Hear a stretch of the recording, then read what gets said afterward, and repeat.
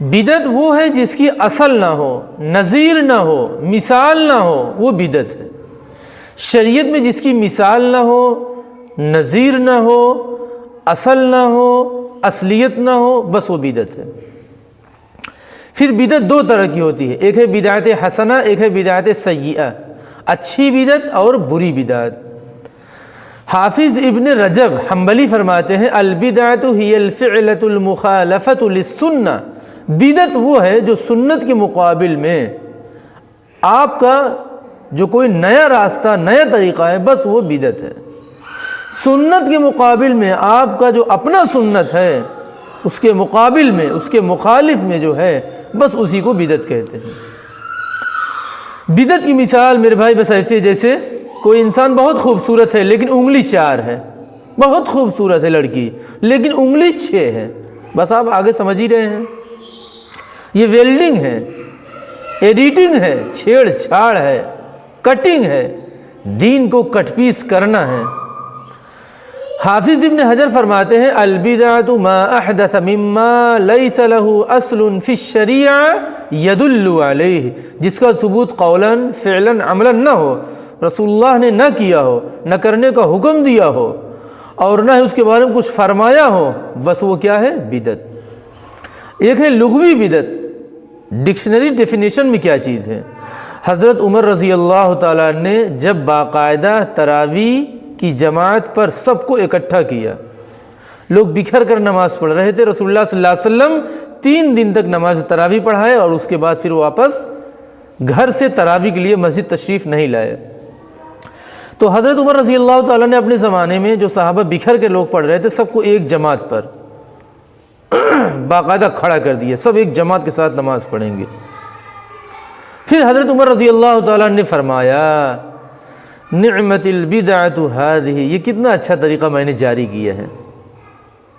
یہ جو بدعت کہا ہے نا، یہ لغوی بدعت ہے جس کی طرف لوگ توجہ نہیں دیا۔ آج میں ان چیزوں کو ایک نئے طریقے سے انجام دینے کی کوشش کر رہا ہوں۔ تراویح بدعت کبھی نہیں ہو سکتی، کیوں؟ رسول اللہ صلی اللہ علیہ وسلم 3 دن تک نماز ادا کر کے ثابت کر دیا، اس کی ایک اصل موجود ہو گئی، تفصیل موجود نہیں تھی۔ اس لیے کبھی بھی تراویح بدعت نہیں ہو سکتی، بلکہ یہ تو عین سنت ہے، عین عبادت ہے، بلکہ سنت مؤکدہ ہے۔ وہ بدعت گمراہی نہیں ہے، وہ لغوی بدعت ہے۔ بس ایک طرح سے آپ سمجھ لیجیے وہ بدعت جدت کے معنی میں ہے۔ عام طور سے جو حدیث شریف کے اندر بدعت بولا جاتا ہے، بدعت کا لفظ جو استعمال ہوتا ہے وہ اصطلاحی ہے، ہر حال میں گمراہی ہے۔ کل بدعت ضلالہ وکل ضلالۃ فی النار، یہ سخت وعید ہے، یہاں وہ مراد نہیں ہے۔ اور جو محرم ہے، چہلم ہے، 12 ربیع الاول ہے، یہ میرے بھائی یہ اس وعید کے اندر سب سے پہلے طور پر آتے ہیں۔ حضرت عائشہ رضی اللہ تعالیٰ عنہ کی حدیث ہے من احدث فی امرنا ھذا ما لیس منہ فہو رد فی امرنا ای فی دیننا۔ ایک ہے احداث فی الدین اور ایک ہے احداث للدین، ایک ہے دین کے لیے اضافہ، ایک ہے دین میں اضافہ۔ دین کے لیے اضافہ بدعت نہیں، دین میں اضافہ بدعت ہے۔ کیوں؟ حدیث شریف کے اندر فی امرنا آیا ہے، لدیننا نہیں آیا ہے۔ دین کو بڑھاوا دینے کے لیے یہ ایک راستہ اختیار کیا گیا ہے، یہ ذرائع دین ہے، اسباب دین ہے، اصل دین میں یہ اضافہ نہیں ہے۔ مثال کے طور پر حج میں اللہ کے نبی صلی اللہ علیہ وسلم کے زمانے میں لوگ اونٹ سے آتے تھے، اور آج ایروپلین ہے، سب پلین سے جا رہے ہیں۔ یہ ایک نئی چیز ہے، یہ بدعت ہو گئی۔ کون سی بدعت ہوئی؟ لیکن لغوی بدعت، اصطلاحی بدعت، ٹرمینالوجی کے طور پر جو استعمال ہوتا ہے وہ بدعت نہیں ہے۔ یہ دین کے اندر آسانی پیدا کر دیا ایک فریضے کی ادائیگی کے لیے، اس لیے یہ چیز بدعت کبھی بھی نہیں ہو سکتی۔ نماز میں مائک کا استعمال یہ دین میں اضافہ نہیں ہے، بلکہ دین کی نشر و اشاعت کا ایک ذریعہ بن چکا ہے، آواز تاکہ سب تک پہنچے۔ کارپیٹ ہے، مصلی ہے، سمرسیبل ہے، اے سی لگانا، یہ سب ساری چیزیں دین میں اضافہ نہیں ہے، بلکہ دین کو بڑھاوا کرنے کے لیے ایک راستہ ہے، ایک اسباب ہے، ایک ذرائع ہے۔ مدرسہ بنانا یہ ذرائع دین ہے، اسباب دین ہے، دین میں اضافہ نہیں ہے۔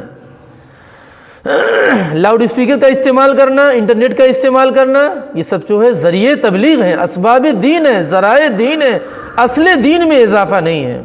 یہ جنریٹر ہے، حدیث شریف کی کتابی شکل دینا، یہ ساری چیزیں میرے بھائی سب ذرائع دین ہے، اسباب دین ہے۔ دعوت و تبلیغ کے لیے جلسہ کرنا، اجتماع کرنا، یہ سب ذرائع دین ہے، اسباب دین ہے، اصل دین میں اضافہ نہیں ہے۔ لیکن محرم، چہلم، ربیع الاول، 11ویں شریف، 12 وفات، یہ سب ساری چیزیں دین کو ناس کرنے کے لیے ہے، دین کو بڑھاوا دینے کے لیے نہیں ہے، اور یہ ذرائع دین اسباب دین بھی نہیں ہے، بلکہ فساد فی الدین ہے۔ جب کسی کو سمجھاؤ ربیع الاول مت مناؤ تو کہتا ہے کہاں لکھا ہے منع ہے؟ یہ بتاؤ کہاں منع ہے؟ دفن کرنے کے بعد اذان دینا قبر پر کہاں منع ہے؟ آپ بتاؤ، چلو ان کو دکھاؤ، دعوے تم کر رہے ہو، بے عمل تم کر رہے ہو، دعویٰ تمہارا ہے، تم ثابت کرو نا کہ ثابت کہاں ہے۔ مخالف کو کیا بولے گا؟ کہاں منع ہے؟ تو میں بھی ویسے ہی جواب دوں گا، عیدگاہ میں اذان دینا کہاں منع ہے؟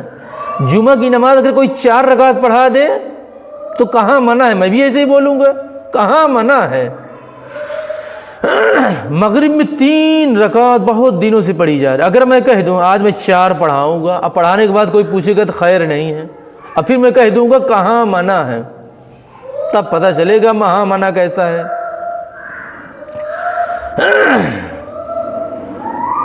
فجر کی نماز کب سے 2 رکعت پڑھی جا رہی ہے؟ فرض نماز، فجر میں فرض نماز 2 رکعت، اور آج میں 4 پڑھا دوں، کوئی اعتراض کرے میں یہ کہہ دوں کہاں منع ہے، تب پتہ چلے گا تمہارا کیسا ہوگا وہاں منع۔ صحابہ رسول اللہ صلی اللہ علیہ وسلم کے اتنے معجزات اور عجوبات، خرق عادات دیکھے میرے بھائی، پھر بھی لیمٹ میں رہے، اوقات سے آگے نہیں بڑھے، نہ نبی کو بڑھایا نہ خود بڑھے۔ کیسی تعلیم کی تھی رسول اللہ صلی اللہ علیہ وسلم نے اپنے شاگردوں کی۔ اور ایک ہم بیوقوف لوگ ہیں، بہت جلد اوقات سے نکل جاتے ہیں اور سامنے والے کو نکال دیتے ہیں، جیسے آج کا زمانہ ہے پیروں کا۔ پیر جتنا بڑا بننے کی کوشش کر رہا ہے، اس کے لیے مریدوں کا جاہل ہونا بے حد ضروری۔ مرید جتنا بڑا جاہل ہوگا، پیر اتنا ہی پہنچا ہوا ہوگا، بس اس کو یاد رکھیے۔ اسی لیے اللہ کے نبی صلی اللہ علیہ وسلم کے کتنے شاگرد کہاں کہاں کے ہیں، عرب ہیں، سیریا کے ہیں، عراق کے ہیں، فارس کے ہیں، روم کے ہیں، لیکن ہندوستان کا کوئی شاگرد صحابی نہیں بنا۔ کیوں؟ یہاں والوں کی طبیعت میں اعتدال نہیں ہے، ماڈریشن نہیں ہے، اس لیے اللہ پاک نے انڈین ایک بھی صحابی نہیں۔ یہ افسوس ہے ہم لوگوں کے لیے۔ کیوں؟ اللہ تعالیٰ کو معلوم تھا ہندوستانی کیسے ہوتے ہیں، اوقات سے بہت جلد نکل جاتے ہیں اور سامنے والے کو نکال دیتے ہیں۔ صحابہ کیسے کیسے خرق عادات دیکھیں، پھر بھی بدعت میں مبتلا نہیں ہوئے، جوں کا تو دین پیش کر دیا۔ اور ایک ہم نکٹو شاہ، اللہ بچائے، ہم تو ولیوں کے نام پر اتنا گمراہ ہو گئے، اگر نبی ہمارے سامنے موجود ہوتے تو ہم کیا کرتے؟ اس لیے اللہ پاک ہم لوگوں کو صحابی نہیں بنایا، طبیعت سے بڑے اوقات سے نکلنے والے ہم لوگ ہیں۔ میرے آقا مدینہ بلا لیجئے، تڑپ رہا ہوں مدینے کی حاضری کے لیے۔ آقا تم کو اپنی مسجد میں دیکھنا نہیں چاہتے، کیوں؟ اس لیے کہ تم مکار آدمی ہو، بیپار ہو، بیپاری کر رکھے ہو، مدینے مدینے کر کر نبی کے نام پر پیسہ کلیکشن کر رہے ہو، کچھ نہیں کر رہے ہو تم۔ آقا تم سے ناراض ہیں بدعت کی وجہ سے، انبیاء بدعت سے خوش نہیں ہوتے، ناراض ہوتے ہیں، اللہ ناراض ہوتے ہیں میرے بھائی۔ یہ تو صرف اپنے دل میں تسلی کر لیا کہ وہاں وہابی ہیں، بلکہ رسول اللہ اصل بات یہ ہے کہ تم کو اپنی مسجد میں، اللہ کے گھر میں دیکھنا نہیں چاہتے۔ 2.5 لاکھ روپے خرچ کر کے بندہ گیا ہے، لیکن اللہ کے نبی صلی اللہ علیہ وسلم اپنی مسجد میں تمہیں دیکھنا پسند نہیں کر رہے ہیں۔ اہل رضا سب سے زیادہ مدینے مدینے کر رہے ہیں، اگر اچھے ہوتے عقیدہ اچھا ہوتا تو رسول اللہ صلی اللہ علیہ وسلم حاضر ناظر بھی ہیں، عالم الغیب بھی ہیں، دقت کیا؟ تم کو خود کہہ دیتے کہ تم آؤ میرے مصلی پہ نماز پڑھاؤ۔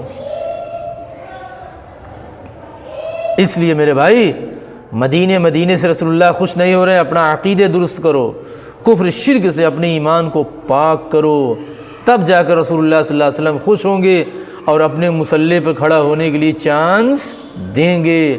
اتنا پیسہ انسان خرچ کر کے جاتا ہے، ہوٹل میں نماز پڑھتا ہے، پورے ہندوستان کی مسجد میں کوئی نماز پڑھے گا تب بھی مسجد نبوی کے برابر اس کو ثواب نہیں مل سکتا۔ اور اللہ کے نبی اتنا ناراض ہوتے ہیں، دن بھر مدینے کرتا ہے، لیکن اپنی مسجد میں دیکھنا ہم کو پسند نہیں کرتے۔ جزاک اللہ۔